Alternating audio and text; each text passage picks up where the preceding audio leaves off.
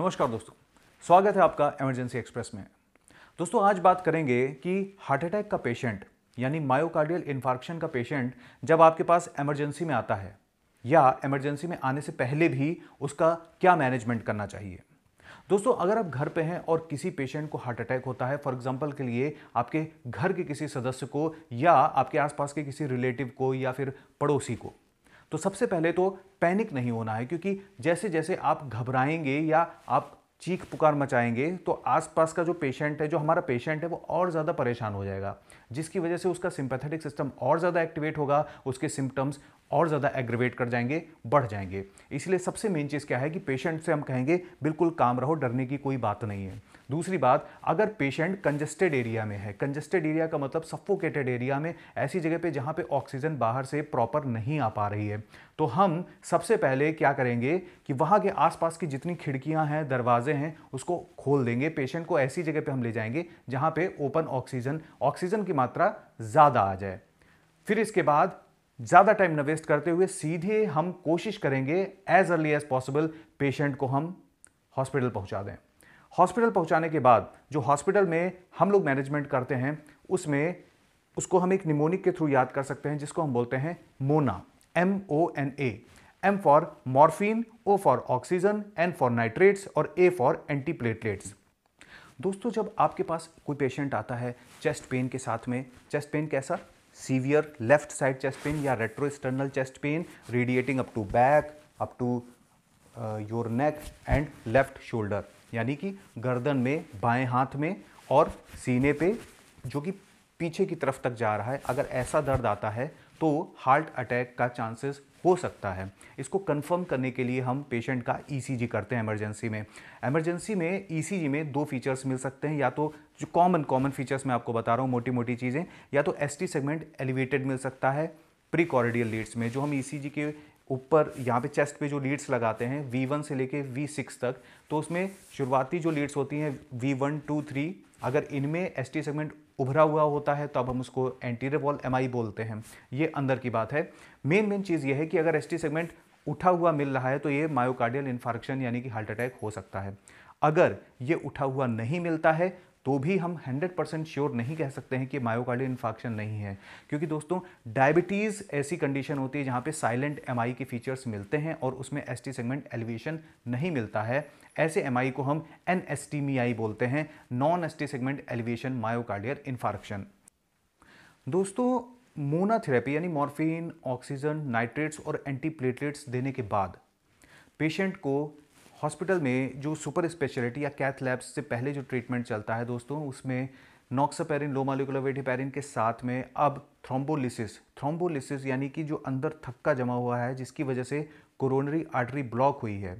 Coronary artery वो artery होती है जो कि हार्ट को ब्लड सप्लाई करती है। दोस्तों जब ये आर्टरी ब्लॉक हो जाती है तो ब्लड हार्ट को नहीं पहुंचता है, और हार्ट का पर्टिकुलर वो एरिया जहाँ पे ब्लड नहीं पहुंचता है उस एरिया में सड़न पैदा हो जाती है, उसमें इन्फार्क्ट बन जाता है, और इसी को हम मायोकार्डियल इन्फार्क्शन बोलते हैं। तो यानी हार्ट अटैक का मेन ट्रीटमेंट होता है थ्रोम्बोलिसिस, की जिस थक्के की वजह से, जिस क्लॉट की वजह से, जिस कचड़े की वजह से वो आर्टरी रुंधी हुई है, ब्लॉक है, वो पार्ट हमें ओपन करना है। वो सबसे पहले हम दवाइयों के थ्रू करते हैं। दवाइयों के फॉर्म में हमने आपको बताया कि आप एकोएस्प्रिन यूज़ कर सकते हो, क्लोपिडोग्रेल यूज़ कर सकते हो, जितनी भी एंटीप्लेटलेट्स मेडिसिन हो सकती हैं। इसके अलावा लो मॉलिक्यूलर वेट हेपेरिन का आप इंजेक्शन दे सकते हो। इसके बाद स्ट्रेप्टोकाइनेस, और स्ट्रेप्टोकाइनेस से एक दिक्कत ये होती थी कि पेशेंट को इंट्रावेंट्रिकुलर हेमरेजेस के चांसेस ज़्यादा हो जाते थे, यानी दिमाग के अंदर ब्लीडिंग हो सकती थी। इसलिए इसका एक बेटर अल्टरनेटिव, सेफ अल्टरनेटिव जो निकाला गया है, दैट इज़ रेटीफ्यूज नाम से ब्रांड से आता है, रेटीप्लेज इंजेक्शन होता है। इसको हम इस्तेमाल करते हैं। ये सुपर स्पेशलिस्ट या कैथ लैब्स में लोग थ्रोम्बोलिसिस के लिए इस्तेमाल करते हैं। जब दवाइयों से थक्का नहीं गलता है दोस्तों, तब हमें सर्जरी की ज़रूरत पड़ती है, जिसके लिए आपने नाम सुना होगा परक्यूटेनस इंटरवेंशन। परक्यूटेनस इंटरवेंशन कर सकते हैं, और इसके अलावा आप बाईपास सर्जरी के लिए भी पेशेंट को जाना पड़ता है अगर बहुत ही नैरोइंग हो चुकी होती है कोरोनरी आर्टरी की। तो दोस्तों मेन ट्रीटमेंट हमें स्टार्ट कैसे करना है, सबसे पहले घर से स्टार्ट करना है कि घर पे पेशेंट से कहेंगे कूल काम रहो, बिल्कुल घबराओ नहीं, ठीक हो जाओगे, परेशान ना हो। इससे क्या होगा, उसका सिंपैथेटिक सिस्टम का जो ओवर एक्टिवेशन होगा वो रुकेगा और पेशेंट पैरासिम्पैथेटिक एक्टिविटी को ओवर डोमिनेट करेगा और हो सकता है कि उसके सिम्टम्स को कुछ रिलीफ मिले। लेकिन साथ में क्या करना है कि हमें प्रॉपर उसका जो रूम है वो वेंटिलेट करना है। इसके बाद एज अर्ली एज पॉसिबल, क्योंकि गोल्डन आवर पीक टाइम है कि टाइम नहीं वेस्ट करना है, उसको जितना जल्दी हो सके उसका इमरजेंसी में ले जाना। ये नहीं कि सिर्फ घर पे ही आप उसका ट्रीटमेंट करते रहें। एज अर्ली एज पॉसिबल उसको आप हॉस्पिटल ले जाएंगे।